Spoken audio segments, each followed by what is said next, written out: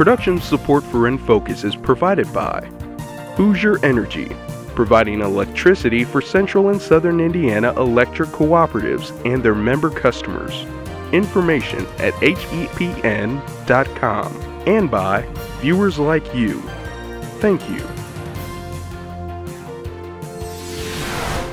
A rainy spring in Indiana has led to some eye-popping figures. The Wabash River at New Harmony crested at its highest level in 70 years. Indianapolis broke its 1964 record for most rainfall in a day, and Monroe County's 10-plus inches of rain all helped lead to the wettest April in Indiana since 1895. Residents along Salt Creek between Monroe Lake and Bedford saw floodwaters rise as the U.S. Army Corps of Engineers released water from a nearly full Monroe Reservoir. The persistent rain and slowly receding waters have delayed many farmers' planting schedules, raising concerns about the state's economy.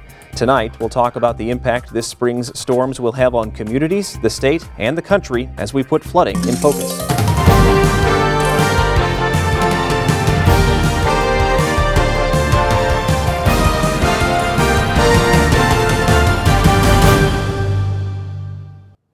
And thanks for joining us for this edition of InFocus. I'm Stan Jastrzebski. If you have questions for one of our studio experts during tonight's program, please email them to us at infocus@indiana.edu or call us at 1-800-987-9848. After a month of record rainfall and the resulting floods, Hoosiers are trying to find silver linings among all those storm clouds. But this week's severe weather has only added insult to injury. As WTIU's Alex Roy reports, this year, spring cleaning means something entirely new. This year's severe weather didn't start out with flooding. It began with windstorms, uprooting trees and smashing them into homes, including that of Bedford resident Carla Yother. I'm sure my basement's flooded, and I've got a furnace and hot water heater down there, and then what you see on the top. Throughout Yother's neighborhood, trees were uprooted, damaging homes and cars. In the days following the storm, water levels at the Monroe Reservoir rapidly rose, and residents from across Lawrence County began to see their homes and property consumed by floodwater. This is Big Salt Creek that drains completely from Lake Monroe. At the dam at Lake Monroe, when they have to release water to keep the pool level stable, this is where the water comes down this channel right here and feeds into the East Fork of White River. According to the Army Corps of Engineers, the system is designed to minimize flood damage by storing water caused by heavy rains until rivers and streams recede enough that releasing water into them from the reservoir will not overtop riverbanks. Most everyone that lives along the river and the tributaries that feed into it are used to this flooding and all have made plans themselves to deal with the flooding, and they wait till the water goes down, they clean it up, get new furniture, replace drywall, replace the floors, and get ready for the next one. While some people were concerned with how to clean up their homes, others like Bloomington resident Coy Timbrook were just trying to get to their homes. We are way up on the hill, so we've got a beautiful view of our new lakefront property. Timbrook has to canoe his family to and from their home. He says he's never seen the water this high. My father-in-law built our place in 1976, and in 96 he canoed almost for 4 weeks, and that was when Brummets Creek was lower, and they actually have lifted it since then, but I believe this is the first time the lifted area has flooded. Governor Mitch Daniels signed an emergency declaration last week for 34 counties across Indiana, which will allow state agencies to begin working with the Federal Emergency Management Agency to assess damage to public and private property. The persistent rain and slowly receding floodwaters could prove devastating for some farmers. Tim Shoemaker plants corn, soybeans, and wheat on his southern Jackson County farm, but it may be too late this year for him to get a longer season corn planted. Typically, your higher yielding hybrids are in the longer season corn. Also, in a given year, we'll have short, medium, and long season corns. It helps to spread out the risk, but when you plant everything late and everything goes to the same maturity, it puts all your risk in one area. According to a report released Monday by the U.S. Department of Agriculture, Indiana had only planted 49% of its corn crop, while at the same time last year, 88% had been planted. Corn in Indiana is a multi-billion-dollar industry, and if production is hampered, it could have a profound impact on the state's economy. We'll discuss the effect of heavy spring rains on several segments of the Hoosier population as we put flooding in focus.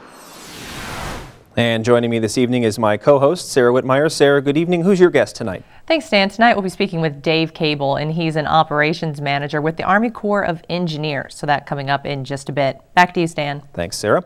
Joining us here in the WTIU studios tonight, our Indiana Farm Bureau President, Don Vilwalk, National Weather Service hydrologist Al Shipe, and Indiana Department of Homeland Security Response and Recovery Director Arvin Copeland. Thanks to the three of you for being here. I want to start with a generic question. You heard Alex mention that the state has already filed one disaster reclamation form.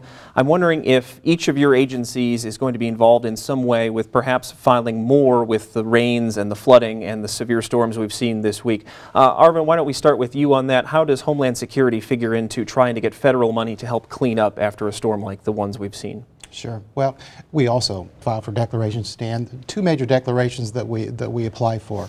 One is a major presidential declaration for public assistance. This involves governmental infrastructure, roads, bridges, culverts, things of that nature. The individual assistance, the major declaration, is for residents, their homes, and their belongings. So we have thresholds that we could certainly talk about, describe, but just to answer your question, we certainly are going to be applying for major declarations in both those areas. Al, when it comes to getting evidence to say, look, Indiana needs money here, does it ever happen where a federal agency will come to the National Weather Service or to someone like you and say, can you give us numbers about what happened so that we can justify giving the money back to Indiana so these people can clean up after a large storm? Homeland Security is on my emailed me about 2 weeks ago for my monthly reports, which they always look forward to seeing, which I had to send out a preliminary copy saying it had to be revised. And in it I had graphics showing that some parts of Indiana in a 30-day period had over 22 inches of rain. We were on the northern fringe of a massive rain area that affected not only our area, but also the lower Ohio River, and of course you've seen in the Mississippi River. So it's just not us that's gotten this, it's a large section of the middle part of the country. And Don, I'm assuming that a number of the farmers whom you serve have already come to you and said, hey, look, we need this help and we need it now. You heard from the gentleman who was in Jackson County who's having trouble planting his corn. I'm sure that's a story you've heard a number of times already this year. It is. It's one that we've heard from farmers all across the state of Indiana.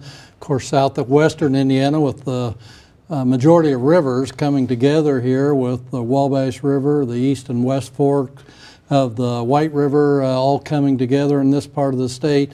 We see more flooding, but I can tell you farmers are behind on planting all across the state. Here we are almost the 1st of June, and the numbers reflected in the surveys really are May 1st numbers typically. Arvin, tell me a little bit about how the disaster declaration process works. I've never been quite clear if there's this sort of figurative pot of money that we start out a year with, and Indiana's already dipped into it once.